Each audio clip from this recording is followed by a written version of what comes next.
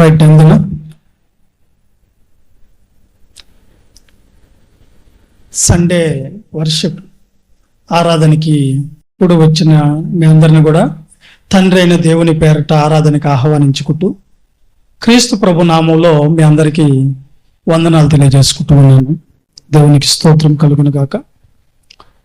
ప్రియులారా, ఈ రోజున మనకు చెప్పబడుతున్నటువంటి ముఖ్యమైన విషయాలు ఏంటంటే, కృంగిన వారిని లేవనెత్తుతున్నటువంటి దేవుడు అనే విషయాన్ని ఈ రోజున మనం విందాం. కృంగిన వారిని లేవనెత్తుతున్నటువంటి దేవుడు అనే విషయాన్ని మనం ఈ రోజున బైబిల్లో నుంచి ఆత్మీయంగా కొన్ని విషయాల్ని మనం చెప్పుకుంటూ ఉన్నాం. ప్రియులారా, కృంగిన వేళలో నన్ను లేవనెత్తిన చిరునామా ఎవరు? ఈ రక్తమాంసాల్లో మనిషి ఉన్నప్పుడు, శరీరాన్ని ధరించుకున్న మనిషికి ఈ భూమి మీద ఎదురవుతున్నటువంటి పరిస్థితులు ఎన్నో ఉంటాయి. కోకొల్లల మంది మనకు చెప్తూ ఉంటారు. సమస్యలు, బంధకాలు, శ్రమలు, ఇబ్బందులు, విరుకులు, అనేక బాధలు, కష్టాలు, కన్నీళ్ళని మనుషులు ఈ రోజున ఆ సమస్యల్లో పడి నలిగిపోయి ఇరిగిపోయిన మనసుతో అలమటిస్తూ కన్నీళ్ళు కూడా పెట్టుకున్నటువంటి పరిస్థితులు ఈ భూమి మీద రక్త మాంసంలో ఉన్నటువంటి మనిషికి వస్తూ ఉన్నాయి ఈ రోజున. ఎందుకు కృంగిపోతున్నాడు మనిషి అంటే, ఏ విధంగా కృంగిపోతున్నాడు మనిషి అంటే, ఎందుకు కృంగిపోతున్నావా, కారణం ఏంటి అంటే, ఏం లేదండి ఆర్థిక ఇబ్బందులు అని చెప్పేవాళ్ళు ఉన్నారు, అప్పుల సమస్యలండి అని చెప్పేవాళ్ళు ఉన్నారు. అలాగే ఇక్కడ చూడండి, ఆర్థిక ఇబ్బందుల వల్ల కొంతమంది కుంగిపోతే, కొంతమంది అనారోగ్య పరిస్థితులు, నాకు జబ్బు వచ్చింది అని అదో మనోవేదంతో కృంగి కృంగి కృంగి కుషించిపోతూ ఉన్న వాళ్ళు ఉన్నారు. అలాగే భార్య భర్తల మధ్యలో సమస్యలు వచ్చి గొడవలు వేసుకొని ఒకరికొకరికి అర్థం చేసుకోలేని పరిస్థితిలో ఆమె అక్కడ ఈయన ఇక్కడ ఆలోచిస్తూ కలవరపడుతూ ఉన్నటువంటి పరిస్థితులు ఈ రోజున కాపరాలు చక్కదిద్దుకోలేని పరిస్థితుల్లో సమస్యల మధ్యలో ఇరుక్కోపోయినటువంటి పరిస్థితుల్లో కృంగిపోయిన పరిస్థితులు చాలా మందికి ఉన్నాయి. వాళ్ళ పిల్లలకి పెళ్లి కాలేదని కొంతమంది, ఇల్లు కట్టుకోలేదని కొంతమంది, మాకు ఏమీ లేదని కొంతమంది, మేము మోసపోయాం మనుషుల చేతని కొంతమంది కృంగిపోతూ ఉన్నారు. అన్నిట్లకంటే పరిస్థితులన్నీ తారుమారైపోయాయి నా పరిస్థితులు అని చెప్పి, ఈ బాధల్ని నేను తట్టుకోలేను బాబు, అసలు ఎవ్వరికి లేని బాధలు నాకు వచ్చేసినాయి, ఈ అవమానాలేంది, ఈ నిందలేంది, ఈ యొక్క ఇబ్బందులేంది, కనీసం నా సమస్యల్లో నేను తలెత్తుకోలేని పరిస్థితులు ఉన్నాయి, కాబట్టి నా బ్రతుకు ఇలా అయిపోయింది, అందుకని నేను ఏమైపోతున్నాను తెలుసా, ఇంకా నేను ఈ భూమి మీద బ్రతికి బట్ట కడతానా లేదా అని చెప్పేసి, ఎందుకు బతకాలి అసలు, నన్ను అందరూ కూడా విడిచిపెట్టారు, నా అన్న వాళ్ళే నన్ను పట్టించుకోవటం లేదు, నాకంటే ఎవరు లేరు, మా బాధ చెప్పుకునేదానికి కూడా ఎవరు వినేవాళ్ళు లేరు, నన్ను అందరూ కూడా హేళన చేస్తున్నారు, నాకంటే ఏమి లేదని చిన్న చూపు చూస్తున్నారు అని చెప్పి ఈ రోజున మనిషి అతలం కుతలం అయిపోతూ ఏదో ఒక వ్యసనకరుడై కృంగిపోయి బలహీనపడి ఆ పరిస్థితులకి దిగజారిపోయినటువంటి విషయాలు మనం మన జీవితాల్లో అనుభవిస్తున్నాం. పక్కన వాళ్ళ జీవితంలో కూడా అవి మనం చూస్తూనే ఉన్నాము. కాబట్టి ఇప్పుడు మనం ఏం ఆలోచిస్తున్నాము అంటే, కృంగిన పరిస్థితులలో తప్పకుండా మన సహాయం ఉంది, మనల్ని ఓదార్చే వాళ్ళు ఉన్నారు, తప్పకుండా మనం లేవనెత్తే పరిస్థితులు కూడా ఉన్నాయి. దానికి ధైర్యమైన, నిదర్శనమైన, మనకు సహాయమైన ఒకే ఒక్కడు పైన ఉన్నటువంటి పరమాత్ముడు. దీనికి అంత సొల్యూషన్ ఏంటంటే, పైన ఉన్నటువంటి దేవుడు తప్ప మనల్ని ఎవరు కూడా ఆదుకోలేడు. మనల్ని ఎవరు సహాయం చేసినా కానీ మనకు సహాయం దొరకదు. మన అన్న వాళ్ళే ఒక్కోసారి మనల్ని చూసి దూరాన్ని నిలబడతారు, మనకు సహాయం చేయాలని చూస్తుందని మొహం తిప్పుకొని పోయే పరిస్థితులు ఉన్నాయి. మనల్ని చూసిన వెంటనే అంత దూరంలోనే వాళ్ళు మనల్ని చూసి రిటర్న్ తిరిగి వెళ్ళిపోయే పరిస్థితులు ఉంటాయి మన జీవితంలోనే. ఎందుకంటే ఎక్కడ మనము సహాయం చేయాలని చూస్తుందో, ఎక్కడ వీళ్ళ పక్కన నిలబడి ఏమన్నా మాట్లాడాలని చూస్తుందో, వీళ్ళ పక్కన నిలబడితే జనాలందరూ మనల్ని ఏమనుకుంటారో, అందరూ ఉన్నట్టే కదా మనం ఉండాలి. అది న్యాయమైనా, అది నీతి అయినా, అది ధర్మమైనా, మనిషి ఒక్కడే న్యాయం కోసం నిలబడినా ఆ మనిషి వైపు మనం నిలబడము. కారణం ఏంటంటే మనుషులందరూ కావాలి మనకు. న్యాయం వద్దు, నీతి వద్దు, దేవుని నీతి వద్దు, ధర్మం వద్దు. మనకు కావాల్సింది ఏంటో తెలుసా? ఎవరైతే మాయ మాటలు చెప్తారో, ఎవరైతే బాగా మనకు మాటలు చెప్తూ ఉంటారో ఆ మనుషుల వైపు చూస్తూ ఉంటాం మనం సమస్యల్లో. కానీ నీ పరిస్థితి కూడా ఒకరోజు ఒంటరి జీవితంగా మిగిలిపోయే పరిస్థితులు, మిగిలించే పరిస్థితులు నీకు కూడా రావచ్చు. నాకు ఇల్లు ఉన్నారు, నాకేం కొదువు లేదు, మా తల్లిదండ్రులు ఉన్నారు, నాకు ధనం ఉంది, నాకు బలగం ఉంది, నాకు బంధువులు ఉన్నారు, రక్త సంబంధులు ఉన్నారు, నా తోడబుట్టిన వాళ్ళు ఉన్నారు అని నువ్వు అనుకుంటూ ఉంటావు. కానీ ఎన్ని ఉన్నా, ఎవరున్నా, ఏది ఉన్నా, ఒక రోజున నువ్వు ఒంటరిగా నిలబడిపోయే సమస్యల్లో కృంగిపోయే పరిస్థితి ప్రతి ఒక్కరి జీవితాల్లో ఎదురవుతుంది. ఆ ఎదురైపోయినప్పుడు, ఆ కృంగిపోయినప్పుడు, ఆ బాధలు పడుతున్నప్పుడు ఎవరు మన వైపు తిరిగి చూడరు, ఎవరు మన దగ్గరికి రారు, ఎవరు మనకు సహాయము చెయ్యరు. ఏంటి పరిస్థితులు అంటే ఆ రోజున ఎవరు ఆదుకునే పరిస్థితులు కూడా ఉండవు.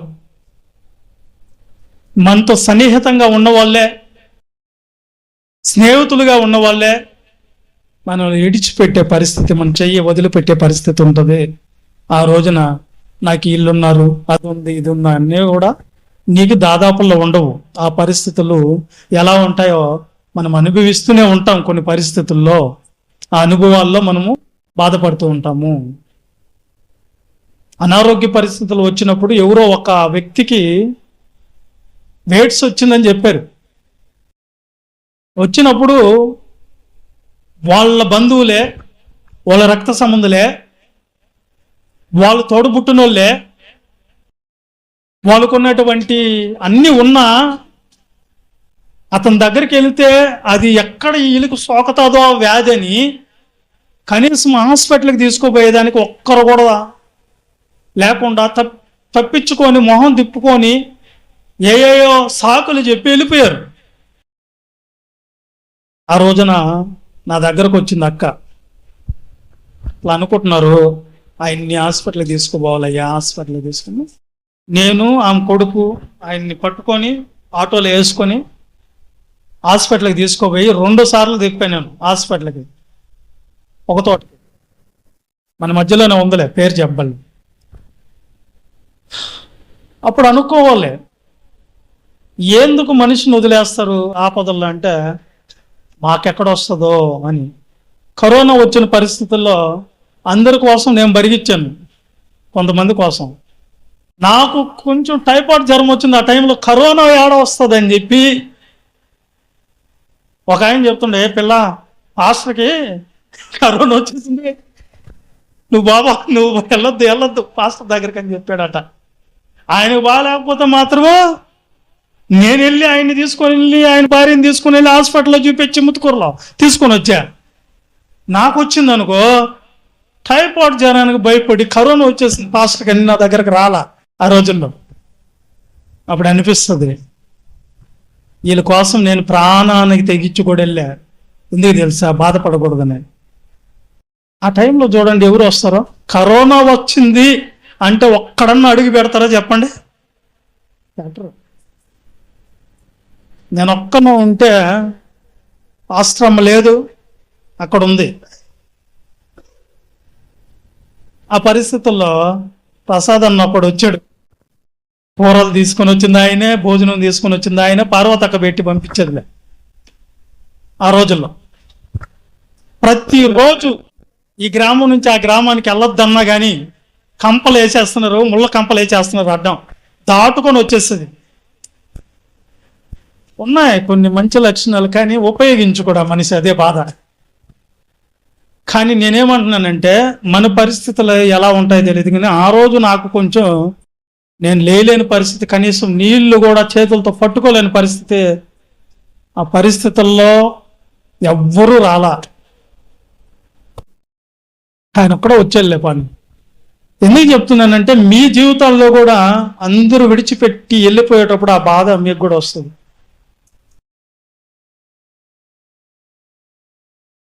అందుకని బాధపడాలని వచ్చిన పరిస్థితులు కృంగిపోతాం. కొన్ని పరిస్థితులు, ఆర్థిక ఇబ్బందులు, అప్పులో వచ్చి తగులుకుంటారు, మంచం కింద దూరాలి.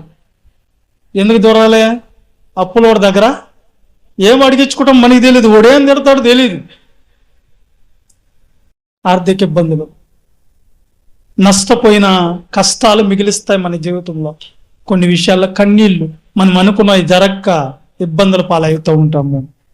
ఈ పరిస్థితుల్లో, ఈ సమస్యల మధ్యలో మన జీవితం ఏమైపోతుందంటే, ఆలోచన ఏమైపోద్దంటే, అసలు నాకంటే ఎవరు ఉన్నారు, అసలు నేను ఎందుకు బతకాలి ఈ భూమి మీద, నన్ను అర్థం చేసుకున్న వాళ్ళు ఎవరు లేరు కదా అని చెప్పి కొంతమంది ఆత్మహత్యలు కూడా చేసుకునే దానికి పాల్పడుతూ ఉంటారు. మమ్మల్ని ఎవరు అర్థం చేసుకోలేదు, నాకు న్యాయం జరగలేదు, నాకు నీతి జరగలేదు, నేను నిజాయితీగా ఉన్నాను, నేను అందరితో బాగుంటాను, నాకైతే అందరూ కీడు చేస్తారు అని ఆలోచన చేస్తూ కృంగిపోతూ ఉన్న పరిస్థితులు. నిందలేస్తారు, అనవసరమైన నిందలేస్తారు. అవమానాలతో మనం చూస్తున్నప్పుడు ఎవరండి మనకు నిలబడేది? మన పక్షాన ఎవరు నిలబడాలి? ఒకసారి బైబిల్లో నుంచి యెషయా గ్రంథం 51వ అధ్యాయము, బైబిల్ ఉన్న వాళ్ళు తీయండి. యెషయా గ్రంథం 51వ అధ్యాయము 14వ వాక్యము.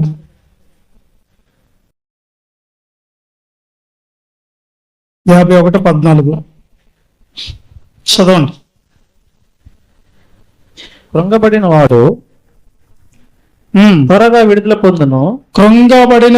త్వరగా విడుదల పొందును, అతడు గోతిలోనికి పోడు, చనిపోడు, అతనికి ఆహారము తప్పదు.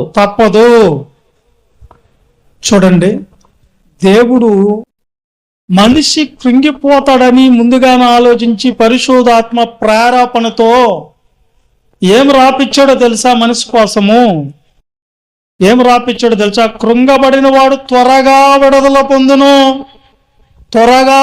పొందును. కృంగినవాడు, సమస్యలో కృంగినవాడు, బాధల్లో కృంగిపోయినవాడు, వ్యసనాలతో కృంగిపోయినవాడు, అతడు గోతులేనికి పోడు, చనిపోడు. మనకి శ్రమలు వస్తున్నాయి, బాధలు వస్తున్నాయి, కష్టాలు వస్తున్నాయి, ఇబ్బందులు వస్తున్నాయి అంటే కారణం ఏంటో తెలుసా? నీ ఆయుష్ కాలం పొడిగించబడుతుందని గుర్తుపెట్టుకో. దేవుడు నీకు ఇంకా కొంత దినాలు భూమి మీద ఈబోతున్నాడు, కృంగిపోతున్నావు. నువ్వు కృంగిపోయిన నీవు దేవుడు మళ్ళా గోతులేంచి నిన్ను లేవనెత్తి నీకు ఆయుష్ కాలాన్ని దేవుడు ఇంకా ఎక్కువ చేస్తూ ఉన్నాడు. అక్కడ నిన్ను త్వరగా విడిపిస్తాడు. బాధపడబాక. కృంగిన వాడు త్వరగా విడిపిస్తాడంట దేవుడు. విడిపించబడును, అతడు గోతులేనికి పోడు, చనిపోడు. శ్రమలు విస్తరిస్తే, బాధలు విస్తరిస్తే, ఇబ్బందులు, సమస్యలు నీ జీవితము చుట్టుముట్టితే నీకు కలుగుతున్నటువంటిది ఏంది తెలుసా? నువ్వు గోతులేకపోవు, నువ్వు చచ్చిపోవు. నీ ఆయుష్ కాలం అనేది, నీ దినాలు అనేవి దేవుడు ఇంకా కొంచెము ఎక్కువ చేస్తున్నాడు.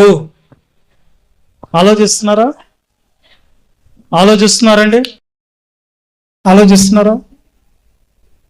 కాబట్టి కృంగిన నిన్ను దేవుడు విడిపిస్తాడు, త్వరగా నిన్ను విడుదల కల్పిస్తాడు.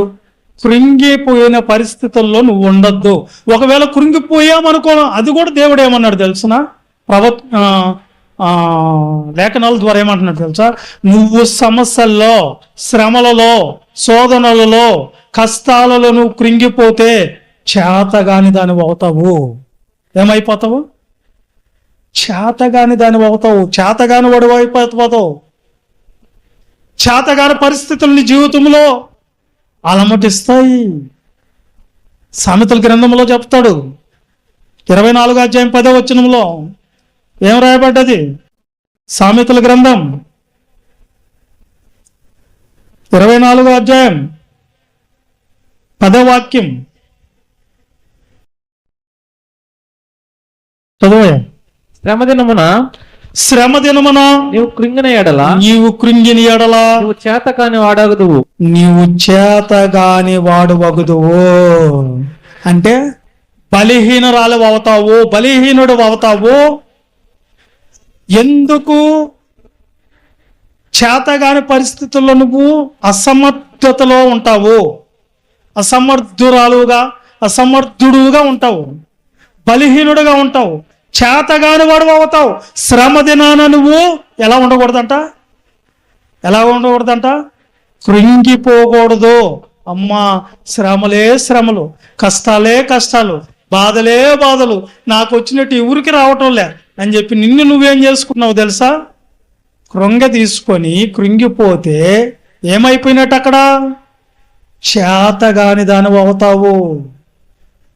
శ్రమలలో కృంగకూడదు, శోధనలో కృంగకూడదు, బాధలు వచ్చాయని కృంగకూడదు, కష్టాలు వచ్చాయని కృంగకూడదు, ఆర్థిక ఇబ్బందులని కృంగకూడదు, సమస్యలని కృంగకూడదు, అవమానాలని కృంగకూడదు, నిందలని కృంగకూడదు. శ్రమ దినాన నువ్వు కృంగితే ఏమైపోతాము? చెప్పిన కాసేపే మళ్ళా మనం పోయి అదే చేస్తాం కదా. ఏం చేస్తాం? ఏమ్మా మందిరానికి రాలేదు పోయిన వారం అని ఒక దగ్గరికి వెళ్తే ఆమన్నది, ఏమ్మా మందిరానికి రాలేదంటే, మందిరం లేదు గిందిరం లేదు పో. నేను సేవకున్నా, పాస్టర్ లేదు గేస్టర్ లేదు పో, దేవుడు లేడు జీవుడు లేడు పో అన్నదాడు. ఏమ్మా అంటే, నేను చర్చికి వస్తా ఉన్నాను, దేవుడు నాకు ఈ కష్టాలు ఎందుకు పెడుతున్నాడు, ఈ బాధలు ఎందుకు పెడుతున్నాడు నా జీవితంలో, ఈ ఇబ్బందులు ఎందుకు వస్తున్నాయి నాకు? అందుకని ఈ శ్రమలు వస్తున్నాయి కాబట్టి మందిరానికి దేవుని దగ్గరకు వస్తేనే నాకేమైపోతున్నాయి, ఇంకా ఎక్కువ అయిపోతున్నాయి అంటాయి. ఏందయ్యి? కష్టాలు. అందుకని నేనేమైపోతున్నాను ఇప్పుడు? దేవుడు లేడు జీవుడు లేడు, మందిరం లేదు గిందిరం లేదు, పాస్టర్ లేదు గెస్టర్ లేదు పో అంటుందాన్ని. అంటే ఏమైపోతుందని తెలుసా? చేతగాని పరిస్థితుల్లోనికి వెళ్ళిపోతా ఉంది. ప్రియులరా, మనము ప్రారంభం మొదలుకొని బైబిల్లో మనం గమనిస్తూ వస్తే, భక్తుల చరిత్ర గమనిస్తే ఏ భక్తుడికి శ్రమలు లేకుండా ఉన్నాయి చెప్పండి? దావీదు గారు ఉన్నాడు. దావీదు గారు గొర్రెలు మేపుకుంటున్న వ్యక్తిని దేవుడు మహారాజుని చేశాడు ఇశ్రాయేలు నిందా. అయినా సరే రాజుగా ఉన్నటువంటి వ్యక్తి ఏం మాట్లాడాడు తెలుసా? శ్రమలలో ఎలాంటి ఇబ్బందులు ఎదుర్కొన్నాడు తెలుసా? మామగారే, పిల్లనిచ్చిన మామగారే, సౌలు గారే వాణ్ణి ఏం చేయాలనుకున్నాడంట? మట్టి పెట్టాలని కుట్ర చేశాడు. మొట్టమొదట కూతురిని సంప్రదించి, అమ్మాయి నీ రూమ్లో ఉంటాడు, ఉన్నప్పుడు కొన్ని బాగా ఏం చేయాలి? నిద్రగూపు, సైడ్ అయిపో అని వేసేస్తాం అన్నారు. తర్వాత సైన్యాన్ని తీసుకొని దావీదుని ఏం చేశాడు? సౌలు సైన్యం అంతా సౌలు చేతిలో ఉంది. అప్పుడు దావీదుని తరిమి అరణ్యాలన్నీ తిరిగి దావీదు గారు ఎక్కడ దొరకలా. ఒక దగ్గరికి వెళ్ళి అలిసిపోయి సౌలు గారు సైన్యాధిపతులు అందరూ నిద్రపోతున్నారట. ఆ టైంలో ఎవరు వచ్చారు? వాళ్ళ మధ్యలోనికి దావీదు వచ్చి సౌలు దగ్గరకు వచ్చి వస్త్రాన్ని కోసుకొని వెళ్ళిపోయాడు. చంపేయాలి కదా సౌల్ని, చంపలేదు. ఎందుకంటే దేవుని చేత ఎన్నుకోబడిన వ్యక్తిని మనము ముట్టకూడదు, చంపకూడదు, దేవుడే చూసుకుంటాడని ఒక వస్త్రాన్ని కోసుకొని వెళ్ళిపోయి అప్పుడు అక్కడి నుంచి అరిశాడు, సౌలు రే ఎరుగోడు దావీదు పట్టుకొని రా అన్నాడంట. పట్టుకొని రా, నోర్మే. అసలు నేను అనుకుంటూ నువ్వెప్పుడు ఇప్పుడు లేచుండేవాడు కాదురా, నేను వచ్చా నీ మధ్యలోనికే, మీ సైన్యం మధ్యలోనికో ఒక్కడన్నా గుర్తుపట్టాడా? వచ్చా వేసేయాలనుకుంటే అక్కడే వేసేసి ఉంటుంది నిన్ను. కానీ ఏమైంది? నువ్వు దేవుడి చేత ఎన్నుకోబడ్డావు గనక నిన్ను తాగటం నాకు మంచిది కాదనిపించింది. కావాలంటే చూసుకో, ఇది కానవాలో నీ వస్త్రాన్ని కోసుకొని వచ్చి నేను అని చెప్పాడట. చెప్పినప్పుడు సౌలు ఏమనాలి? కుమారుడా నాయనా మంచిది అన్నాడు. మళ్ళీ ఏమంటున్నాడు? కూతురాయట్రా, వాడికి ఎక్కడ దొరకటం లేదు, ఇసమన్నా పెట్టి వాడిని ఏం చేసేయాలి, అన్నంలో పెట్టి చంపే అని చెప్పి ప్లాన్ చేస్తున్నాడు. ఎన్ని శ్రమలు దావీదుకి. పోని మహారాజు అయి పిల్లలు పుట్టిన తర్వాత దావీదు సింహాసనం మీద నిమ్మలంగా ఉన్నాడంటారా? కాదండి. ఒక పక్క శత్రువులు చుట్టుముడితే వాళ్ళ ఇంట్లో ఉన్నటువంటి కన్న బిడ్డలే అతనికి వ్యతిరేకమై దావీదుని చంపేదానికి అబ్షాలోము పూనుకున్నాడు. తరిమాడు, దావీదుని తరిమాడు. కొడుకు ఎక్కడ దాక్కున్నాడంట ఆయన? అరణ్యంలోకి వెళ్ళిపోయి ఎక్కడన్నా బొరీలు కనిపిస్తే అక్కడ, గృహాలు కనిపిస్తే అక్కడలా తిరిగాడు. చివరగా శత్రువుల చేతిలో కూడా పడిపోయాడు దావీదు. అప్పుడు యుద్ధం ఏం చేయాలి, కత్తి విడిచిపెట్టాడు. ఎందుకు చెప్పనా అంటే, దేవుడే నన్ను ఈ పరిస్థితుల్లో నడిపిస్తున్నాడు ఆ శ్రమల మధ్యలో. కారణం ఏంటి అంటే, నేను శోధించబడితే నేను సువర్ణంగా మార్చబడతాను. నాలో ఉన్నటువంటి బలహీనతలు, నాలో ఉన్నటువంటి తప్పులు, నాలో ఉన్నటువంటి అతిక్రమాలని ఏం చేసుకుంటున్నా, ఆ కృంగిపోయిన వేళలో, ఆ బాధలలో, ఆ ఇబ్బందులలో ఏం చేసుకుంటున్నా, సరి చేసుకుంటాను నా జీవితాన్ని. శత్రువులు తీసుకొని వెళ్ళిపోయి చెరసాల్లో వేస్తే, చెరసాల్లో దావీదు గారు ఏం చేశాడో తెలుసునా? అక్కడ చెరసాల్లో ఒక దాన్ని ఏమనాలి, బొగ్గు అంటారా, రాస్తారు కదా నల్లగా, చాక్ పీస్ అంటారా, ఆ రోజుల్లో ఏమనేవాళ్ళు. వాటిని తీసుకొని ఇంటి గుర్తులు పెట్టుకుంటున్నాడు దావీదు గారు. గడ్డం పెరిగిపోయింది, ఇంటి గుర్తులు పెట్టుకుంటా ఉన్నాడు. ఇక్కడ ఇట్లా వేసుకుంటా ఉన్నాడు. ఇలా చూసి శత్రువులు, అరే మనం పట్టుకున్నది అసలు దావీదునేనా, మరొక్కడినా? దావీదేంటి గడ్డం ఉండటం ఏంటి, దావీదేంటి ఇది అందరు పిచ్చోడు గీసినట్టు ఏం గీసుకుంటున్నాడు, గోడల మీద వాటి మీద పిచ్చి గీతలన్నీ గీసుకుంటున్నాడు. ఇటు దావీదు కాదు, విడిచిపెట్టండి అంటే మరొక్కడేమంటాడు తెలుసా, కాదు ఈడే దావీదు. వాళ్ళ కొడుకు ధర్మతుండే వాడు పారిపోయి వచ్చాడు. అప్పుడు అక్కడ ఎంత ప్రసన్న వేదన పడుంటాడో తెలుసా దావీదు గారు ఆ సరసాల్లో. అయ్యా నిజంగా చెప్తున్నాను, నేను ఈ పరిస్థితులకు రావటానికి కారణం నా తప్పులే, నా ఇబ్బందులే, నా ఇరికిలే. ఏందో తెలుసా, నా పరిస్థితులు అలా ఉన్నాయి అని చెప్పేసి అక్కడ ఆయన దేవుడు ఎవరెవరి చేతిలోనే పడేదానికంటే, ఎవరి చేతిలో పడతామనుకుంటున్నారు? నీ చేతిలోనే పోతా, నువ్వు చంపు, నేను తప్పు చేశాను, నువ్వు చంపు, నువ్వు మాత్రమే చంపాలి. ఈ తప్పులు చేసే మనుషుల చేతిలో నన్ను అప్పచెప్పద్దు. నువ్వు చంపయ్యా, నీ చేతిలో పోతాను, నీ చేతిలోనే చచ్చిపోతాను, నీవే ఇంక నాకు ఇవ్వరొద్దు, నీవే, నేను నిన్ను ఎక్కువగా ప్రేమించా, నేను చస్తే నీ చేతుల్లో పోతా, బ్రతికితే నీ చేతుల్లోనే చచ్చిపో అని తీర్మానం చేసుకున్నాడు. దావీదు గారి ఇంటి గుర్తులు పెడతా ఏం చేస్తున్నాడు తెలుసా, థు అని ఊసుకుంటాడు చేతులకే, ఏమో గడ్డం ఊసుకుంటాడు. వీడు నిజంగా పిచ్చోడు అయిపోయాడు అనుకున్నాడు తెలుసా. కొన్ని సమస్యలు, కొన్ని పరిస్థితులు మన జీవితంలో ఏం చేస్తాయంటే గుణపాఠాన్ని నేర్పిస్తాయి, గుణపాఠాన్ని. కానీ దావీదు గారిలో నచ్చింది ఏంటో తెలుసా, మనిషిగా మనం ఎన్ని తప్పులలో చేసినా, ఎన్ని పరిస్థితులు మన జీవితంలో ఎదురైనా ఒకటే, నీ చేతుల్లోనే పోతాను, నీ చేతులతోనే నన్ను తీసేసే, నేను ఈ భూమి మీద చస్తే నీ ద్వారా చచ్చిపోవాలి, నువ్వే చంపయ్యా, నువ్వే చంప అని ఆయనకు అప్ప చెప్పుకోవటం. దావీదు గారు చేస్తున్న ప్రార్థనలు ఎలా ఉన్నాయో తెలుసా, అంతకంటే కూడా కొరాకు కుమారులు కూడా చేశారు. సామెతల గ్రంథం 24:10 వచనం చదివారు కదా, ఓకే అది వదిలేండి. తర్వాత అసలు ఈ బాధలు, ఇబ్బందులు ఎందుకు వస్తాయని మనం తెలుసుకున్నామా?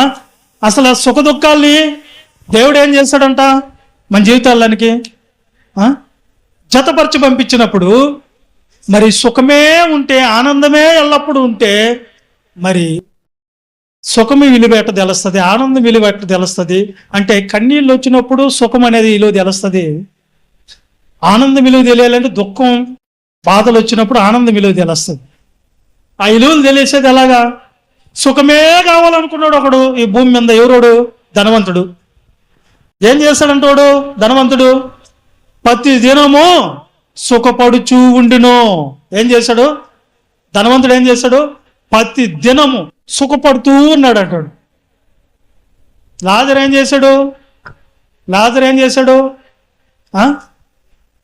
దరిద్రతను అనుభవించాడు. కానీ వీళ్ళిద్దరూ ఏమైపోయారు? ఎక్కడది?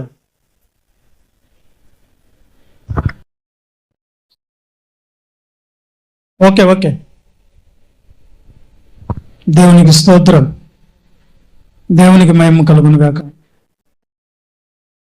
దేవుని నామానికి మహిమ కలుగును గాక. బాగేనండి. ఇప్పుడు సుఖమే కావాలనుకున్న వాడిని దేవుడు తీసుకోపోయి ఎక్కడ పడేశాడు? నరకంలో వేశాడు.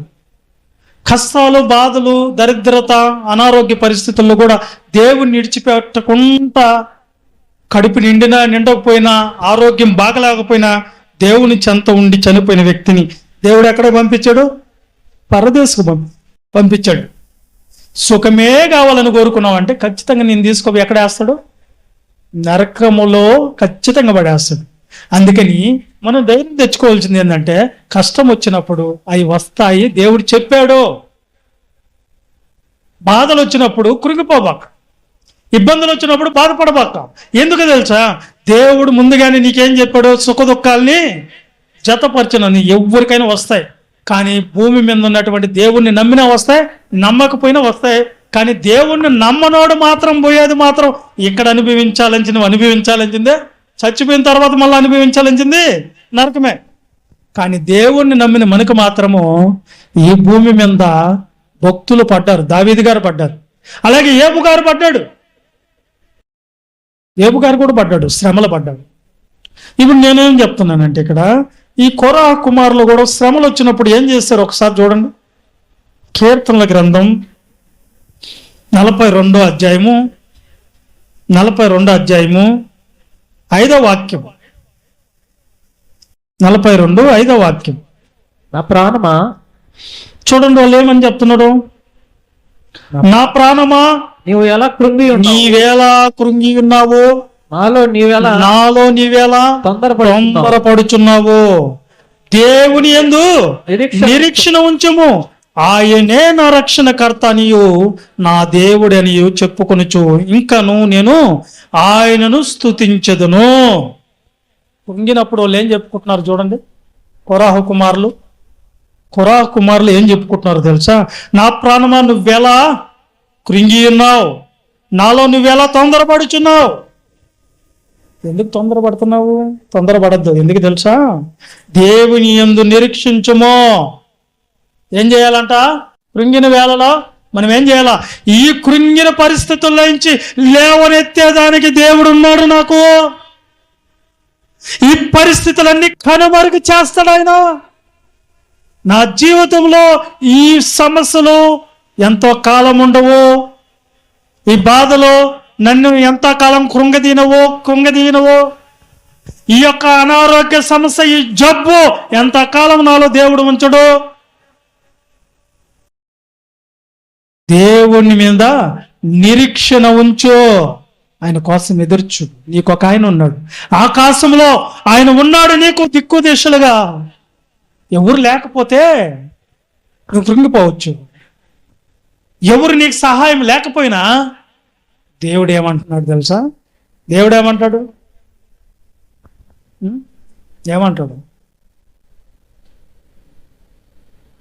ఎవ్వరు లేరని నువ్వు అనుకుంటున్నావా? ఎవరు నిన్ను పలకరించడం లేదనుకుంటున్నావా? ఎవరు నీకు సహాయం లేరా? నా శ్రమలలో నేను యెహోవాకు మొరపెడితిని, నా దేవునికి ప్రార్థన చేసి తిని, ఆయన తన ఆలయములు ఆలకించి నా ప్రార్థన అంగీకరించును. ఎన్ని ఆవరించున్నాయి ఆయన్ని శ్రమలో చుట్టుముట్టినప్పుడు. పాతాళ పాశములు, భక్తిలు వరదవలే పొంగి వచ్చినప్పుడు, అందరు విరోధులు అయిపోయినప్పుడు ఏం చేశాడంటే దావీదు గారు శ్రమలలో ఏం చేశారండి? దేవునికి మొరపెట్టాను. ఆయన ఏం చేశాడంట? తన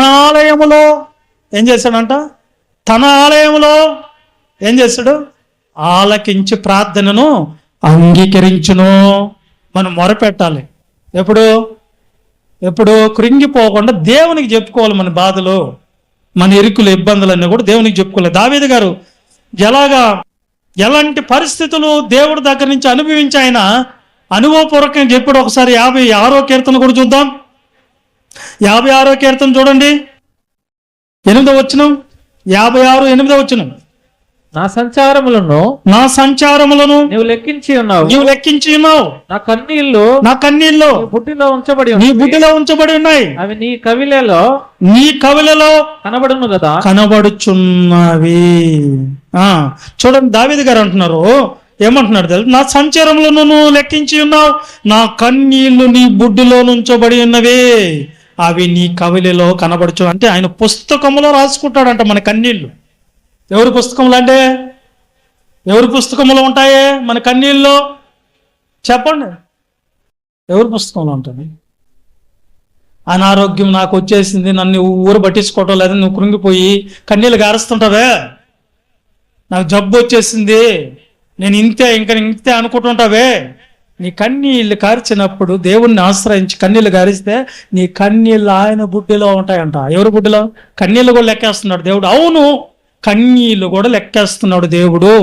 ఏమి అంటే ఆయన మనకు తండ్రి కాబట్టి ఆయన మన కన్నీళ్ళని ఏం చేస్తాడు?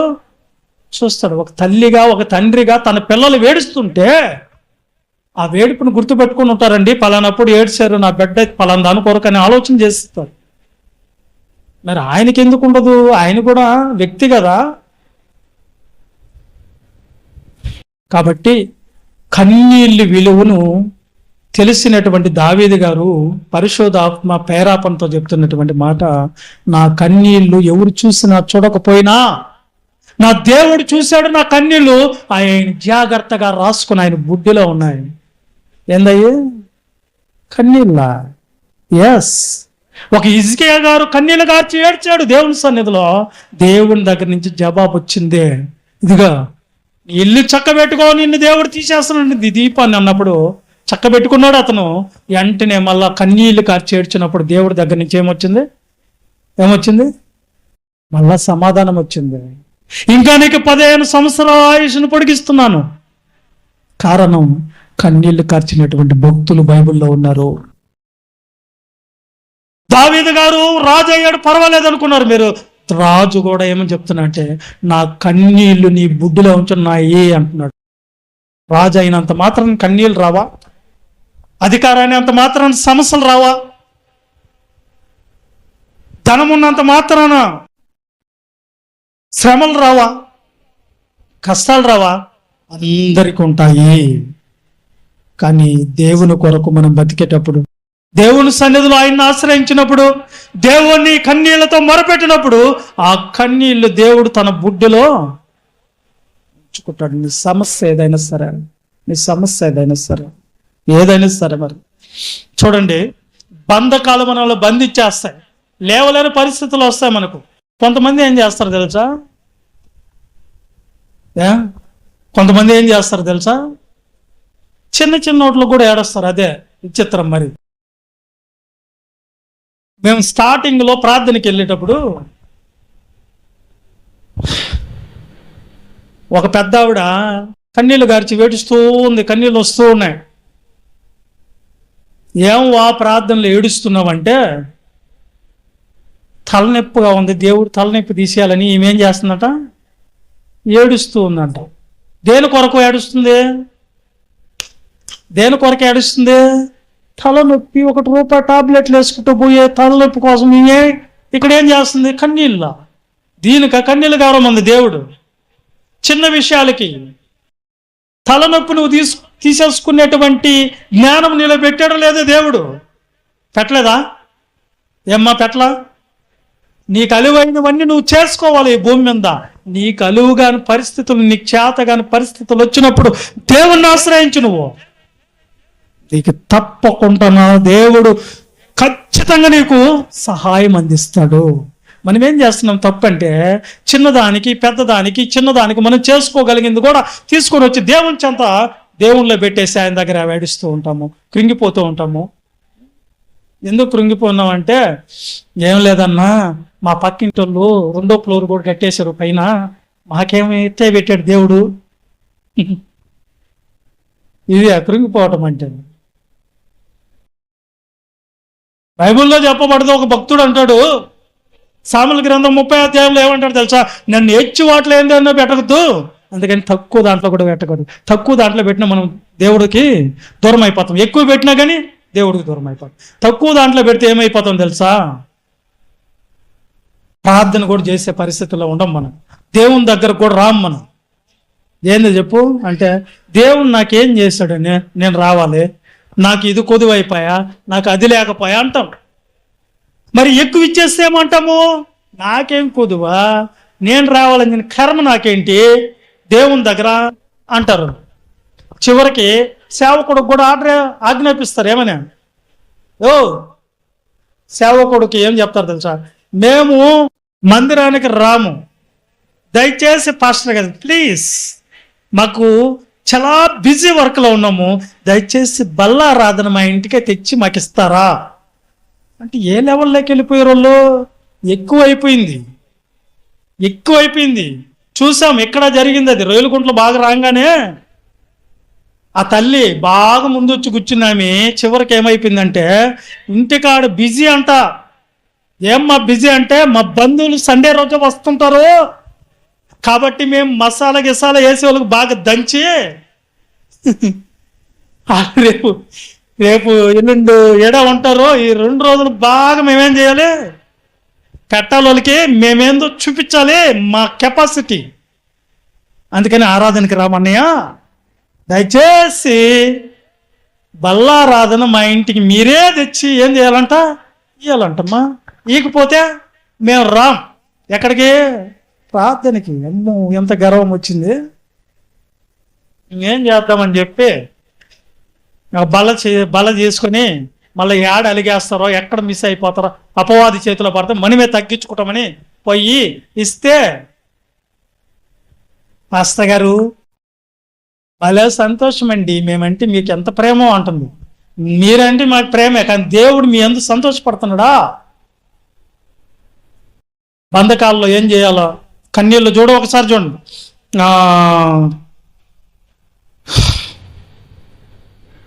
కొత్త నిబంధనలో కూడా పౌలు గారు అంటారు, రోమీయులకు రాసిన పత్రిక 5వ అధ్యాయం 5వ వచనంలో ఏమంటున్నారు చూద్దాం. పౌలు గారు రోమీయులకు రాసిన పత్రిక 5వ అధ్యాయము 5వ వచనము. ఎందుకనగా ఈ నిరీక్షణ మనలను సిగ్గుపరచ, అదుగో దేవుణ్ణి నమ్ముకున్న మనకు ఈ నిరీక్షణ మనల్ని ఏం చేయదంట, సిగ్గుపడనివాడు దేవుడు. ఆయన నమ్మితే నువ్వు శ్రమలు ఎన్నైనా రాని, కష్టాలు ఎన్నైనా, బాధలు ఎన్నైనా, నువ్వు ఆయన్ని విడిచిపెట్టకుండా దేవుని మార్గాల్లో, దేవుని యొక్క పనిలో, దేవుని కొరకే నువ్వు బ్రతికితే ఏం చేస్తాడంట దేవుడు, ఏం చేస్తాడంట, నిన్ను సిగ్గుపడనివాడు. నన్ను ఆదుకోగలిగిన వాడు ఒకడున్నాడు ఈ భూమి మీద, నాకంటూ ఎవ్వరు లేకపోయినా నాకు ఒక అతను ఉన్నాడు, నేను ఎక్కడ పోయినా ఆయన నాకు తోడుగా ఉంటాడు, నేను ఎక్కడున్నా ఆయన నాకు సహాయంగా ఉంటాడు. నా పరిస్థితులు ఏవైనా కానీ, నేను ఎలా ఉన్నా సరే, ఏ పరిస్థితుల్లో నేను ఉన్నా సరే, నన్ను విడవడు, ఎడబాయుడు. ఆయన నా దేవుడు, నేను నమ్ముకున్నాను. ఈ నిరీక్షణ, శ్రమలు వచ్చినాయా రాని, కష్టాలు వచ్చినాయా రాని, అవమానాలు చేశారా చేయని, మనల్ని విడిచిపెట్టి వెళ్ళిపోనే, మోసం చేశారా చేయని, మనం నమ్మినా నమ్మకపోయినా, బాధపడిన, ఆయన్ని మనం హెచ్చరించకపోయినా, ఆయన మాత్రం నీకు సమీపంగా ఉండే, నీకు నేనున్నాను అని నిన్ను ఓదార్చేవాడు దేవుడు. ఈ నిరీక్షణ మనల్ని సిగ్గుపడనివ్వదు. ఏందా నిరీక్షణ? దేవుడు ఉన్నాడు, నాకు తోడు ఆయన. పాట పాడుతూ ఉంటాం కదా, ఏం పాట? నీవేనా ఆరాధ్య దైవము, నీవేనా మనసులో కొలువైంది నీవే, నా కొండాయు నీవే, నా కోటాయు నీవే, నా అండాయు నీవే, నా ధైర్యము నీవే, నా తర్వాత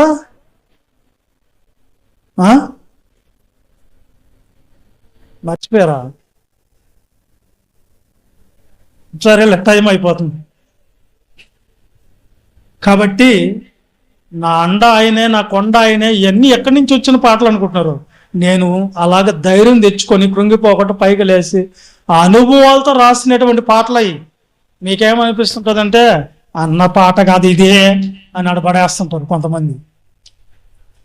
అన్న పాట కాదు ఇదే, ఎక్కడో పాటలు పట్టుకుని వచ్చుకుంటుంటారు. వాళ్ళకి నేను అన్నను కాదండి, ఇలాంటి వాళ్ళని మనం దగ్గర కూడా చేర్చుకోకూడదు అనిపిస్తుంది. అరే ప్రోత్సహించేది కూడా లేకుండా, కనీసం ధైర్యం చెప్పేది కానీ లేకుండా ఎందుకు మనము ఆ సేవకుడికి?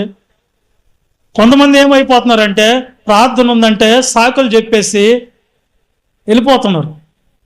అదే వాళ్ళు బంధువులు చచ్చిపోయారు అనుకోండి, తప్పకుండా ఎంత సాకులు చెప్పైనా ఏం చెప్పైనా వెళ్ళిపోతారు లేదా? ఇలాంటి వాళ్ళు దండులో చేర్చుకోవడం మన తప్పు అవుతున్నాడు. చూడండి, సైన్యం అంతా ఒక పక్క నడిపిస్తుంటే ఇదొక్కటే వ్యతిరేకం నడుస్తుంటే ఎట్లుంటుంది? ఒకసారి చూడండి, తిమోతి రాసిన పత్రికలో, తిమోతులకు రాసిన 2వ పత్రిక 2వ అధ్యాయం 4వ వచనం చదవండి.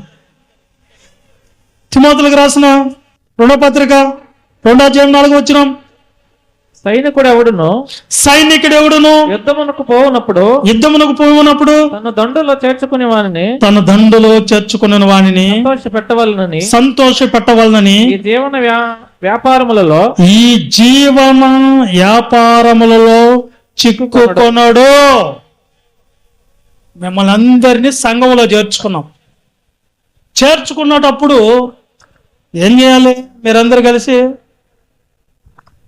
దండులో చేర్చుకున్న వాళ్ళని ఏం చేయాలి? సంతోష పెట్టాలి. రాండి యుద్ధానికి పోదాము అంటే ఏం చేస్తున్నారు? మా ఆయన ఒప్పుకోలేదు, నాకు అక్కడ పని ఉంది, నాకు ఇక్కడ పని ఉంది. ఏది యేసుక్రీస్తు ప్రభుల వారు ఉపమానం చెప్తారు చూడు, ఇప్పుడే ఎద్దులను కొన్నాను, పోయి పొలం దున్నుకోకపోతే నా కడిపే తన దేవుడు, దీనికోసమే నేను బతకతా, ఈ శరీరమే నాకు శాశ్వతము, ఈ శరీరం తప్ప ఇంకేం లేదు, ఆడ ఉద్యోగం పోతే మళ్ళీ మళ్ళీ నేను దేవుని భక్తురాల్ని. దేవుని పనికి పనికిరారు. అసలు పుట్టించిందే దేవుని పని కోసం. తెలుసా? నిన్ను పుట్టించిందే దేవుని పని కోసం. ఆ పనిని పక్కన పెట్టి నీ సొంత కార్యాలు చేసుకుంటున్నావు నువ్వు. సేవకుడికి మాత్రం తప్పదులే, ఆయనకేదో తప్పదు కాబట్టి పోనీ, మనకేమన్నా ఉద్యోగం ఏమన్నా ఇదా, లేదా పైనుంచి ఏమన్నా పంపిస్తున్నారా? ఎవరి కోసం పాటు పాడతాడు సేవకుడు?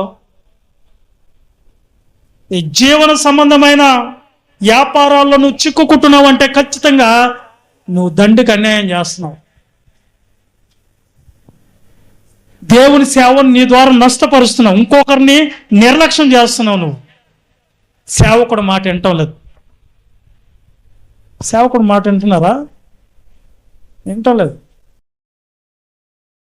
వినకపోతే మీ ద్వారా సేవకుడు కన్నీళ్లు గారిస్తే మీరు చేసిందంతా నిష్ప్రయోజనం. బైబిలే చెప్పింది.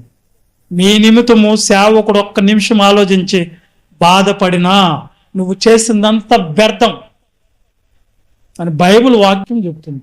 వాక్యానుసారంగా నువ్వు నడిస్తే కదా, ఒక వాక్యం కాళ్ళతో తొక్కుతావు, నీకు ఇష్టమైన వచనాలు తీసుకుని నువ్వు నడుస్తావు. అంటే ముదిరిపోయిన బెండకాయ కూరకు పనికిరాదు. పనికొస్తుందా? ముదిరిపోయిన బెండకాయ పనికొస్తుందా? వంకాయ పనికొస్తుందా? పనికిరాదు. తీసుకో, ఇక్కడ పడేయటం. ముదిరిపోయింది. అన్నం తినేటప్పుడు నేనేదో ప్రార్థన చేసుకుంటున్నాను అనుకోండి, దేవుడా నాయనా నీ అన్నం ఇచ్చావు స్తోత్రం. ఒకళ్ళు లేసి పాస్టర్ గారు అన్నం తినేటప్పుడు ప్రార్థన చేయమని ఎక్కడుంది? ఈ జ్ఞానం ఎక్కువ అయిపోయింది దీనికి. లేదా ఆహారం తినేటప్పుడు ప్రార్థన చేయమని లేదా? ఉంది, వీడికి తెలియదు. అతి జ్ఞానం ఉండాలి, కానీ జ్ఞానం తక్కువైన వాళ్ళతోన్నా మాట్లాడొచ్చు. సగం తెలిసి తెలియని వాళ్ళతో అసలు మాట్లాడకూడదు. నేను వాక్యం అంటే అంత ఈజీగా వచ్చేసేది కాదు. వాక్యం అంటే అంత త్వరగా మనకు అబ్బేది కాదు. అది అర్థం చేసుకోవాలంటే మాకే తలనొప్పి వచ్చేది ఒకప్పుడు. అందుకని తెలుసుకుంటారు ఏదో ఒక రోజు అని ఆలోచిస్తుంటాం. ముదిరిపోతాం, మేము ఏం చేస్తాము, దాన్ని ఏం చేయలేము, వాడుకోలేము. ఇంకా సేవకుడు గొర్రెల్ని ఒక పక్క నడిపిస్తూ ఉంటే కాపరి ఇంకొకటి నేను ఇంకో దారిని నడుస్తాను, ఇంకొక విధంగా పోతాను అని నువ్వంటే అవి మేకలు కానీ పశువులు కానీ కాపరికి ఎదురు తిరుగుతాయి. గొర్రెలు అయితే ఏం చేయాలి? లోబడి బతకాలి. ఎదురబోతున్నట్టు చూడండి. అయిపోయిందిలా, ముగిస్తున్నాం. ఓకేనా? అందుకని నేనేం చెప్తున్నాను, జకర్యా గ్రంథం ఒకసారి తీయండి. జకర్యా గ్రంథం బంధకాలు చుట్టుముట్టినప్పుడు 9:12 పాస్ట్ 9:12 బంధకములలో పడియుండి నిరీక్షణ గలవారులారా, మీ కోటను మరలా ప్రవేశించుడి, రెండంతలుగా మీకు మేలు చేసేదనని నేడు నేను మీకు తెలియజేయుచున్నాను. చూడండి, బంధకాల్లో ఉన్న వాళ్ళని దేవుడు ఏం చేస్తున్నాడు తెలుసా? తప్పకుండా నా కోసం మీరు నిలబడ్డారు, తప్పకుండా నేను మీకు సహాయం ఉండి రెండంతల మేలు మళ్ళీ మీకు ఏం చేస్తానంటే దేవుడు చేస్తాను. ఇది ఎక్కడ జరిగింది? యోబు జీవితంలో మనం చూసాం. ఏమండి, యోబు కంటే మనకి ఏమైనా శ్రమలు వచ్చినాయి చెప్పండి? కానీ మనము పుట్టిందే దేవుని కోసం అన్నప్పుడు దేవుని కోసమే పుట్టామా లేమో మనం అసలు? యెషయా గ్రంథము 43:7 చదవండి. ఎవరి కోసం పుట్టించాడు మనము? యెషయా గ్రంథం 43:7 నా మహిమ నిమిత్తము నా పని నిమిత్తము నేను సృజించిన వారిని నా నామము పెట్టబడిన వారందరినీ తెప్పించుము. నేనే వారిని కలుగు చేసి తినని వారిని పుట్టించిన వాడును నేనే. కన్నులుండి చాలే. ఆడేంటంటే నా పని నిమిత్తం మిమ్మల్ని పుట్టించుకున్నాను. ఇప్పుడు చెప్పండి నాన్న, ఎవరి పని నిమిత్తం మనం ఉండాలి? ఎవరి పని నిమిత్తం బతుకుతున్నాం భూమి మీద? అసలు పుట్టిందే ఆయన పని కోసం అయితే నువ్వెవరి పనులు చేసుకుంటున్నావు తెలుసా? నీ సొంత కార్యాలని, నీ సొంత పనులు చేసుకుంటున్నావు నువ్వు. మరి దేవుడు నిన్ను పుట్టించింది ఆ పుట్టుకకు, ఆ యొక్క జన్మకు మరి అర్థం ఉందా? నువ్వెందుకు వచ్చావు ఈ భూమి మీదకి? అసలు ఏం చేస్తున్నావు? ఈ జీవన సంబంధమైనటువంటి పోరాటాల్లో చిక్కుకొని అలమటిస్తున్నావా? దేవుడు విడిచిపెట్టాడు నిన్ను. అదే చెప్పేదాడ. అందుకని బంధకాలలో ఒకవేళ దేవుని దగ్గర నువ్వు ఉంటే, కష్టాలు వస్తే, బాధలు వస్తే, వాళ్ళందరినీ నేనేం చేస్తాను తెలుసా? మళ్ళా రెండంతలుగా మేలోలకి చేస్తాను అంటున్నాడు ఆయన. యోబు జీవితంలో ఆయన ఏమన్నాడు? ఏమండి, యోబు జీవితంలో ఎన్ని కోల్పోయాడు చెప్పండి? ఆస్తి మొత్తం, గొర్రెలు మొత్తం, ఒంటెలు మొత్తం, ఎడ్ల మొత్తం, తనకున్న సర్వాన్ని కోల్పోయాడు ఆయన. చివరికి ఆయనకి ఏమొచ్చింది? జబ్బు కూడా వచ్చింది శరీరానికి. జబ్బు వచ్చినప్పుడు ఆయన ఏం చేయాలి? భార్య వచ్చింది, దేవుణ్ణి దూషించి చావు అన్నది. ఆయన ఏం చెప్పాడు? ఒకసారి చదవండి, యోబు గ్రంథం 1:21 చదవండి. ఆయన కృంగిపోయాడా? ఏమన్నాడు చూడండి. యోబు గ్రంథం 1:21 నేను నా తల్లి గర్భంలో నుండి దిగంబరిని వచ్చి తిని దిగంబరిని అక్కడికి తిరిగి వెళ్ళదను. యెహోవా ఇచ్చును, యెహోవా తీసుకుని, యెహోవా తీసుకును, యెహోవా నామమునకు కలుగును గాక, మహిమ కలుగును గాక, స్తుతి కలుగును గాక అన్నాడు. ఏంది? కన్న బిడ్డలు చచ్చిపోతే ఎవరన్నా అంటారా? అసలు చచ్చినా మేము దేవుని దగ్గరికి రాము, ఇంత నష్టం జరిగిపోయింది, దేవుడి దగ్గరకు వస్తేనే మాకు ఇవి జరిగినాయి అంటామా మనము? అంటాం. యోబు గారిని చూసి మనం ఏం నేర్చుకోలేడా? ఆ కష్టాల్లో, ఆ బాధల్లో, ఆ కన్నీళ్ళు నిలబడ్డాడు కనుక. అదే యోబు గ్రంథం 42:12 దేవుడు ఏమన్నాడు ఆయన్ని? మళ్ళా 42:12.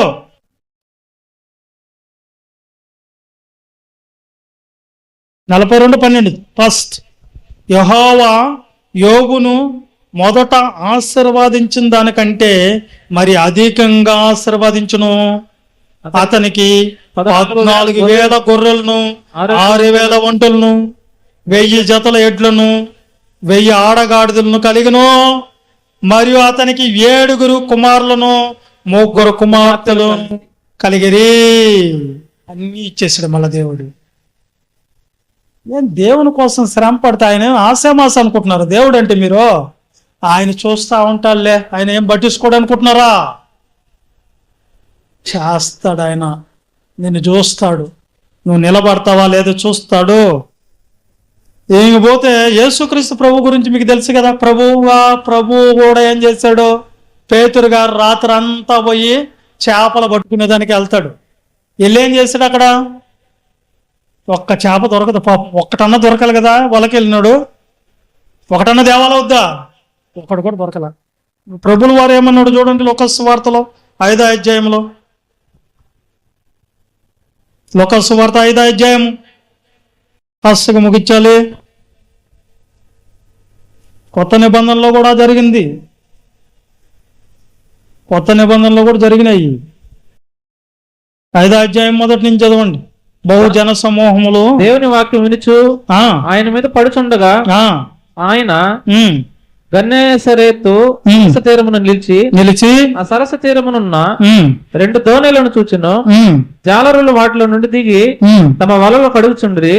ఆయన దోణిలోనే సీమోనుదైన ఒక దోణి ఎక్కి దరి నుండి కొంచెము త్రోయమని అతనిని అడిగి కూర్చుండి దోణిలో నుండి జన సమూహములకు బోధించుచుండెను. ఆయన బోధించుట చాలించిన తరువాత, నీవు దోణిను లోతునకు నడిపించి చేపలు పట్టుటకు మీ వలలు వేయుడని సీమోను ఏలినవాడా, రాత్రంతా మేము ప్రయాసపడతాం గాని మాకేమీ దొరకలేదు.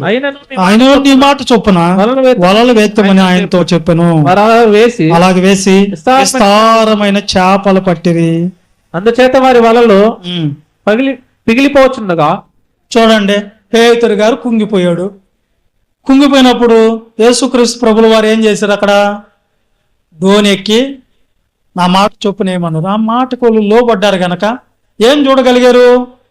దేవుని కార్యాన్ని చూశారు. అక్కడ చూశారండి, చూశారు. అదే పౌలు గారు కూడా ఏమని చెప్తాడు చూడండి, 2 కొరింథీ పత్రిక 1వ అధ్యాయం 10 పౌలు గారు త్వరగా చదివించింది, టైం లేదని చెప్పి నేను ఫాస్ట్గా చదివిస్తున్నా రెఫరెన్స్ మొత్తం. పౌలు గారు ఏం చేశాడు? కొరింథీయులకు రాసిన 2వ పత్రిక 1వ అధ్యాయము 10వ వాక్యం. ఆయన అటు గొప్ప మరణం నుండి మమ్మల్ని తప్పించును. ఆయన అట్టి గొప్ప మరణం నుండి మమ్మల్ని తప్పించును. ఇక ముందును తప్పించును. మరియు మా కొరకు ప్రార్థన చేయటం వలన మీరు కూడా సహాయం చేయుచుండగా ఆయన ఇంకా ముందుకును మమ్మల్ని తప్పించమని ఆయన యందు నిరీక్షణ గలవారమై ఉన్నాము. పౌలు గారు చూడండి ఏం చెప్పాడు. అట్టి గొప్ప మరణం ఒకటి వచ్చింది పౌలు గారికి. 276 మంది ఓడలో ప్రయాణం చేస్తుంటే ఓడ బద్దలైపోయింది సముద్రంలో. ఆ బద్దలైపోయినప్పుడు ఇంకా పౌలు గారు అనుకున్నాడు, ఇంక ఈ దాంట్లో నుంచి ఎవరు కాపాడతారు అందరిని, నన్ను ఎవరు కాపాడతారని. కానీ అట్టి గొప్ప ప్రాణాపాయం నుంచి దేవుడు మమ్మల్ని కాపాడే కారణం మీరు. ఏం చేశారు మా కొరకు? మీరు ఏం చేశారు? మీరు సేవకుడు కొరకు ఏం చేస్తారు? సంఘం దొంగలు మీరు చేస్తున్నారని చెప్తున్నారు కొంతమంది. చేసిన వాళ్ళు చేతులు ఎత్తండి. నిజంగా సేవకుల కొరకు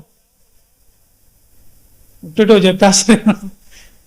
కొంతమంది వాళ్ళ కోసం వాళ్ళే చేసుకోవాలి. ఇది చీమల దగ్గరకు పోయి నేర్చుకోవాలా. సోమరి చీమలు ఎద్దకు పో, ఏం నేర్పిస్తాయంట? సోమరి అనగానే నాకు గుర్తుకు వస్తుంది ఒక మాట, గుర్తుపెట్టుకుంది. సోమరులందరినీ తీసుకోరంట. సోమరులు ఎవరుంటే వాళ్ళకి నేను బహుమతి ఇస్తానంట. ఎవరైనా రాజుగారు. సోమరులందరూ వచ్చేసారు. కుర్చీల మీద కూర్చున్నారు వచ్చి, మీరందరూ సోమరులేనా, సోమరుల చేతుల పైకి ఎత్తండి అని అంట. అందరూ ఎత్తేసారంట, ఒక్కడ మాత్రం ఎత్తలేదంట. నువ్వు సోమరులు కదా, ఎందుకు వచ్చి కూర్చున్నావు, సోమరులు కదా, నేను రమ్మందే అని అంట. వాడు అన్నాడంట, చెయ్యి ఎత్తేది అనుకోండి, నాకు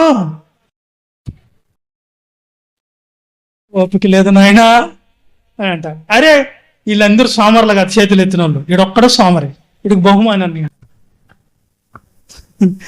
ఎందుకు చెప్పాలని చూస్తుందంటే, ఆ సేమల దగ్గర పోయి సోమరులు ప్రార్థన కూడా చేయకపోతే మనం ఎందుకు ఇంకా దేవుని దగ్గర ప్రార్థన చేయమని కదా కుంగినప్పుడు దేవుడు చెప్పేది మీకు. ఆయన ఎందుకు నిరీక్షణ ఉంచండి, ఆయన్ని నమ్ముకోండి, ఆయన ఆలయానికి వెళ్ళండి అనిగా చెప్తున్నాడు. మీరు బాధపడబాకండి, సుఖ దుఃఖాలు దేవుడు జతపరుచున్నాడు.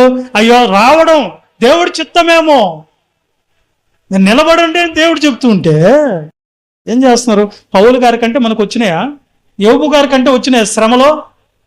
ఏ పరిస్థితుల్లో నువ్వు ఉన్నా లేవనెత్తుటకు దేవుడు సిద్ధంగా ఉంటాడు, లేవనెత్తుతాడు. అదే బాధల్లో ఉన్నాం మనం. ఎన్ని బాధల్లో పడిపడి లేయలేదు చెప్పండి, ఎన్ని పరిస్థితులు పడిపడి లేయలేదు.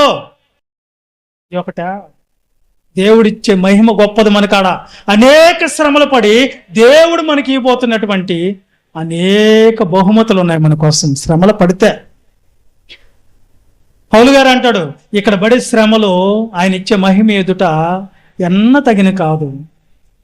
నీవు నాకిచ్చే మహిమ ఎదుట ఇవి ఎన్న తగినవి కావే. అస్సలా ఎందుకు పనికిరావు. దేవుని కోసం పాటలు పాడండి. నీ సొంత కార్యాలకు పోయి నాకు అది జరగలేదు ఇది జరగలేదని పాట పాడబాకండి దయచేసి. పౌలు గారు మాత్రం అదే 2 కొరింథీ 3:13 కూడా చదువుకుందాం. 3:13 ఏమంటున్నాడు? మోషే తన ముఖము మీద 3:13 2 కొరింథీ తగ్గిపోవచ్చున్న మహిమ యొక్క అది కాదు, అదేలే కింద చదువు 13 చదువులే. తగ్గిపోవచ్చున్న మహిమ యొక్క అంతమును ఇశ్రాయేలు తేరి చూడకుండానట్లు మోసే తన ముఖము మీద ముసుగు వేసుకుని దాని కింద వచ్చినాం. మేమట్లు చేయక ఇట్టి నిరీక్షణ కలిగిన వారమై ధైర్యముగా మాట్లాడుచున్నాము. మరియు వారి మనస్సులో కఠినములాయును గనుక నేటి వరకును పాత నిబంధన చదవబడినప్పుడు అది క్రీస్తునందు కొట్టి వేయబడినని వారికి ఏం చెప్తున్నారంటే, ఆయన ఏం చెప్తున్నాడు మనకు, మేము ఇట్టి నిరీక్షణ కలిగిన వారిగా ఉన్నాము. ఎన్ని పరిస్థితులు ఎదురొచ్చినాయి ఇశ్రాయేలీయుల పరిస్థితుల్లో, మోషే గారు విషయాలలో, కానీ క్రీస్తునందు మనం ఉన్నప్పుడు ఇవి ఎన్నదగినవి కాదంటాడు. కీర్తనల గ్రంథం 145:14 ఒకసారి చదువుకోవడం ఏం చెప్తున్నాడు దేవుడు? 145 కీర్తన 14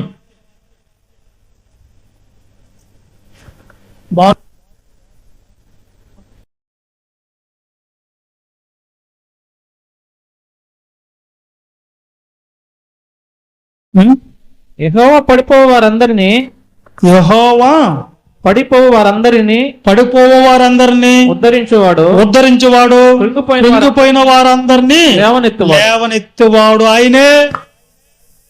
ఆయన దగ్గర ఆయన్ని ఆశ్రయించండి. నీ కన్నీళ్లు ఆయన బుడ్డిలో ఉంటాయి. ఆయన్ని ఆశ్రయించండి.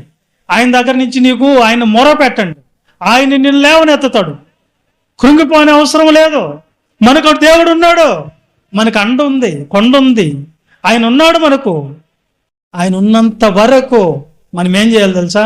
వెలుగుమయమై తేజరెళ్ళాలి ప్రపంచం మీద దేవుని కోసం. ఎక్కడా ఇంకొక మాట 146 కీర్తన మొదటి నుంచి చదువుకుందాం. 46 యెహోవాను స్తుతించుడి నా ప్రాణమా యెహోవాను స్తుతింపుము. నా జీవిత కాలమంతయు నేను యెహోవాను స్తుతించుదును. నేను బ్రతుకు కాలమంతయు నా దేవుణ్ణి కీర్తించుదును. రాజుల చేతనైనను నరుల చేతనైనను రక్షణ కలగదు. వారిని నమ్ముకొనకుడి, వారి ప్రాణము ఎడలిపోవును. వారు మట్టి పాలగుదురు. వారి సంకల్పములు నాడే నశించును. ఎవనికి నీ యాకోబు దేవుడు సహాయకుడగునో, ఎవడు తన దేవుడైన యెహోవా మీద ఆశ పెట్టుకునునో వాడు ధన్యుడు.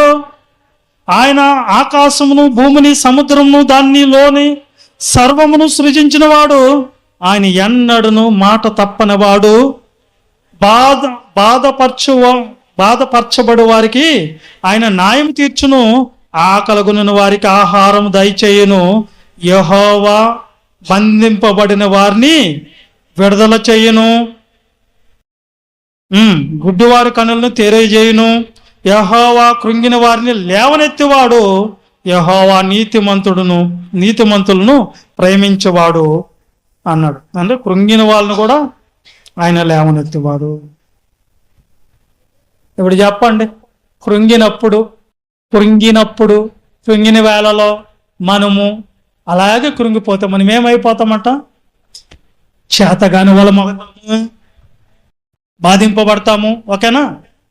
ఇప్పుడు ఏం చేయాలి? కృంగిపోయినప్పుడు ఏం చేయాలి? కృంగిపోయినప్పుడు ఏం చేయాలి? దేవుణ్ణి ఆశ్రయించాలి. దేవుని దగ్గర కష్టపడాలి. దేవుని దగ్గర ఏం చేయాలి? సమస్తాన్ని, కన్నీళ్ళైనా బాధలైనా దేవునితో చెప్పుకోవాలి. ఏ బంధకాలు వచ్చిన వాళ్ళైనా దేవుడు ఆదుకున్నాడు. బైబిల్లో సహాయకుడిగా నిలబడ్డాడు. అలాగే ఉంచలేదు. తప్పు అయినా ఒప్పు అయినా దేవుని చేతిలో పడదాం. మంచి అయినా చెడు అయినా దేవుడే మనకు. ఎవరున్నా లేకపోయినా దేవుడే కావాలి మనకు. మనుషులందరూ ఏదో ఒకరోజు మనల్ని అసహించుకోవచ్చు, దూర చూపులు చూడొచ్చు, మనకు తోడుగా రాకపోవచ్చు. మనల్ని కట్టుకున్నవాడే, మనల్ని నమ్ముకున్నదే మనల్ని మోసం చేయొచ్చు. మనిషిని హృదయం ఎలాంటిది? మోసకరమైనది. అది ఘోరమైన వ్యాధి. అర్థమైందా?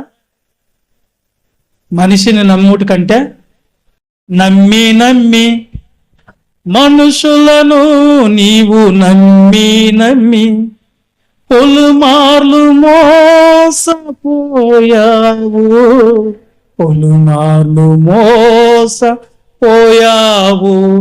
ఇలా ఎంతకాలమో నీవు సాగిపోదువు.